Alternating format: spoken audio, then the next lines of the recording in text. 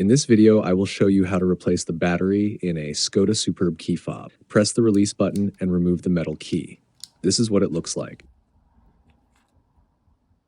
Next, insert the metal key back in about halfway. Now use it as a lever and gently pry the casing until one side loosens slightly. Once the casing starts to separate, you can remove the back cover by hand.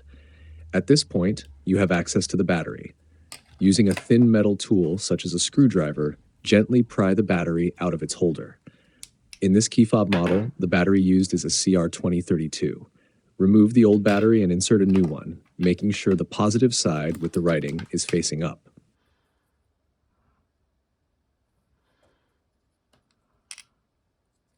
First, slide the battery gently into place, then press it down with your finger and push it inward until it clicks into position.